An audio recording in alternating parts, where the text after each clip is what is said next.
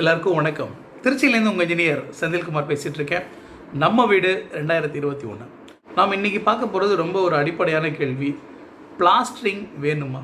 சுவர் பூச்சு, உள் பூச்சு வேணுமா? அது எதனால் அதை பண்ணுறோம், எதனால் அது முக்கியம், எப்படிப்பட்ட இடங்களில் அது தேவையில்லை, இந்த வீடியோவில் பார்க்கலாம்.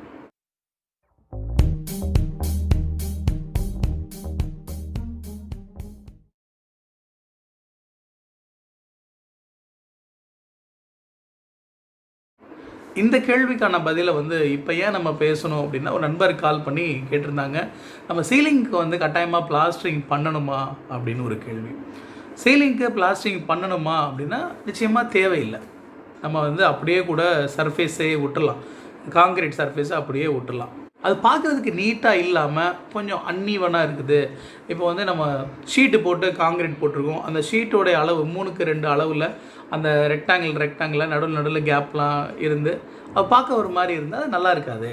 இப்போ அதுக்காக நம்ம சின்னதாக ஒரு 1/2 இன்ச்சு வச்சு ஃபுல்லாக பிளாஸ்டர் பண்ணிட்டோம்னா நமக்கு அந்த சர்ஃபேஸ் ஸ்மூத்தாக கிடைக்கும், ஈவனாக இருக்கும். அதில் நம்ம பட்டிலாம் பார்த்தோம்னா இன்னும் பிரமாதமாக பார்க்க நல்லாயிருக்கும். அதை ஒயிட் பண்ணோம்னா நீட்டாக இருக்கும். அப்படிங்கிறதுக்காக தான் நம்ம பிளாஸ்டரிங் பண்ணுறது சீலிங் பொறுத்த வரைக்கும்.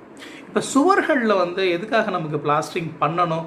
பூச்சே இல்லாமல் பண்ணால் நமக்கு அந்த சிமெண்ட்டு, மணல், இந்த லேபர், இந்த வேலைகளுக்கு எல்லாமே காஸ்ட்டு குறையுமே அப்படிங்கிற ஒரு எண்ணம் வரலாம்.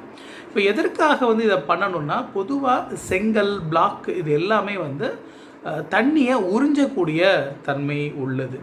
அப்படி உறிஞ்சக்கூடிய தன்மை இருக்கிறதுனால நம்ம வெயில் காலம், மழை காலம், இந்த மாதிரி மாறி மாறி இருக்க சூழலில் மழை அது இருக்கும்போது அது தண்ணியை உள்ளே வாங்கி தண்ணியை வெளிப்புறமாக வாங்கி வீட்டுக்குள்ளே கொடுக்க வாய்ப்பு இருக்குது.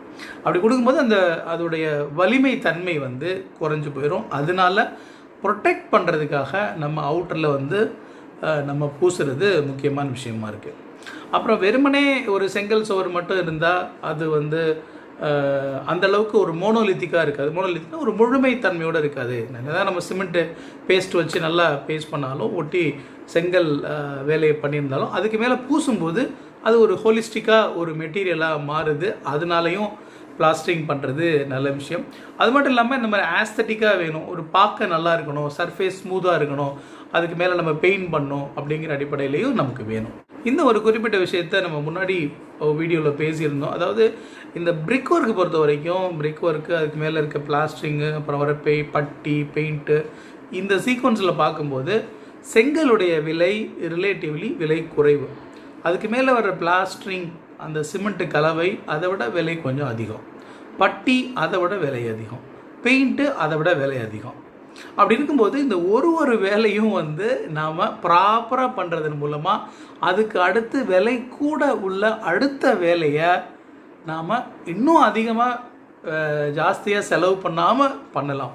இப்போ பிளாஸ்டரிங் பண்ணுறதுக்கு முன்னாடி சுவர் நீட்டாக பர்ஃபெக்டாக இருக்குது பிரிக் ஒர்க்கில் அப்படின்னா, நம்ம அந்த 1/2 இன்ச்சிலேயே ப்ராப்பராக பூசிடலாம். அதுக்கு கூடுதலாக 3/4 அங்குலம் வச்சு கூடுதலாக கலவை கொடுத்து பண்ணணும்னு அவசியம் இல்லை. அப்புறம் பிளாஸ்டரிங் பண்ணுறதும் பர்ஃபெக்டாக ப்ளம்முக்கு நீட்டாக கேப் இல்லாமல் பூசிட்டோன்னா, பட்டி பார்க்கும்போதும் 2 கோட்டு பட்டி பார்த்தாலும் நீட்டாக நம்ம பார்த்துடலாம். கூடுதலாக எங்கே பள்ளங்குள்ள இருந்தால் அங்கே கூடுதலாக பட்டி போடுறது, இந்த மாதிரி வேலைகளை குறைக்கலாம். ஸ்மூத்தாக பட்டி வந்துருச்சுன்னா பெயிண்ட் அற்புதமாக அதில் பிடிச்சிக்கும். ஸோ இது ஸ்டெப் பை ஸ்டெப் ப்ராசஸ். அப்படி இருக்கும்போது இதில் முக்கியமான ஒரு பாயிண்ட் இந்த பிளாஸ்டரிங். அதனால் பிளாஸ்டரிங் அவுட்டரில் இந்த காரணத்துக்காக வேணும். அப்புறம் வீட்டு உள்ளே பொறுத்த வரைக்கும் நம்ம எலக்ட்ரிக்கல் பைப்பை நம்ம ஸ்விட்ச் போர்டுக்காக மேலேருந்து எடுத்து வந்திருப்போம். அதை சுவரில் கட் பண்ணி பைப் போட்டு அதை நம்ம சிமெண்ட் கலவை வச்சு பேட்ச் பண்ணியிருப்போம். இன்ஃபேக்ட் அந்த மாதிரி இடத்துலலாம் நம்ம அந்த குழி விலையை கூட பயன்படுத்துறது நல்லதுன்னு ரெக்கமெண்ட் பண்ணுறோம். ஸோ இப்படிலாம் பண்ணி இருக்கும்போது அதை பார்க்குறதுக்கு ரொம்ப ஒரு பார்வையாக இருக்காது. அதனால அந்த இடத்த ஃபுல்லாக பிளாஸ்டர் பண்ணி நம்ம பட்டி பார்த்து பெயிண்ட் பண்ணி வச்சுக்கலாம். அதனால் நம்ம பண்ணுறோம். இப்போது நம்ம இந்த இன்டர்லாக் பிரிக்ஸு இல்லை காங்க்ரீட் சர்ஃபேஸ் இந்த மாதிரி இருக்கும்போது நமக்கு இந்த பூச்சி தேவையா அப்படின்னா, எப்போ நீங்கள் பயன்படுத்தக்கூடிய ஒரு பொருள், அது ஒரு பிளாக், என்ன டைப் ஆஃப் பிளாக் யூஸ் பண்ணாலும் சரி, அதில் உங்களுக்கு தண்ணி இழுத்துக்காது, தண்ணி ட்ரான்ஸ்ஃபர் ஆகாதுன்னா நம்ம இந்த பிளாஸ்டரிங்கை அவாய்ட் பண்ணலாம். இப்போ இன்டர்லாக் பிளாக்ஸ் எடுத்துட்டோம்னா 2 பிளாக்குக்கு நடுவில் இருக்கிற கேப்பை நம்ம ப்ராப்பராக வந்து ஃபில் பண்ணி அதுக்குன்னு உள்ள மெட்டீரியல் வச்சு ப்ராப்பராக வச்சுட்டு ஃபில் பண்ணி வாட்டர் ப்ரூஃபாக பண்ணிவிட்டு அதுக்கு மேலே ஒரு ஃபில்மி கோட்டும் கூட நம்ம அடிச்சிட்டோம்னா தண்ணி வந்து உள்ளே வராமல் நம்ம பாதுகாத்துக்கலாம். ஸோ இது வந்து நம்ம என்ன பொருள் வந்து அவுட்புட்டாக வருதோ அதை பொறுத்து இந்த பிளாஸ்டரிங் ஒர்க்கு தேவையில்லையா அப்படிங்கிற முடிவுக்கு போகிறோம். சில கமர்ஷியல் பில்டிங்ஸ்லாம் பார்த்தோன்னா நம்ம வால்லாம் வந்து காங்க்ரீட்டில் போட்டிருப்பாங்க, சீலிங் காங்க்ரீட்டில் போட்டிருப்பாங்க. அதெல்லாம் அப்படியே வந்து பிளாஸ்டரிங் பண்ணாமல் விட்டுருப்பாங்க. அதை அப்படியே லைட்டாக தேய்ச்சி விட்டுட்டு அதை அப்படியே ஓப்பனாகவே விட்டுருப்பாங்க. ஸோ இது வந்து ஒரு கேரக்டர் க்ரியேட் பண்ணுறதுக்கு இது பார்க்க நல்லாயிருக்கும் அப்படிங்கிற மாதிரி இருக்குன்னு நினைக்கிறவங்களுக்கு அதை அப்படியே கூட விடலாம். ஆனால் இந்த பூச்சி அப்படிங்கிறது அந்த சர்ஃபேஸை இன்னும் கூடுதலாக பாதுகாத்துக்கிறதுக்கும் ஒரு அலங்காரத்துக்கும் நிச்சயமாக ஒரு நல்ல வழி. அதை சிறப்பாக பண்ணுறதன் மூலமாக நம்ம தண்ணி உள்ளே வரதை தடுக்கலாம், அது சுவருடைய வலிமை அதிகமாகும், அப்புறம் வந்து நமக்கு அதை மேலும் அழகுபடுத்தலாம். இதை ப்ராப்பராக நம்ம பண்ணலைன்னா இந்த பிரச்சனைகள் எல்லாத்தையும் நம்ம சந்திக்க நேரிடலாம். சுவர் பூச்சி குறித்து நம்ம இன்றைக்கி பேசின விஷயங்கள் உங்களுக்கு உபயோகமாக இருந்திருக்குன்னு நம்புகிறேன்.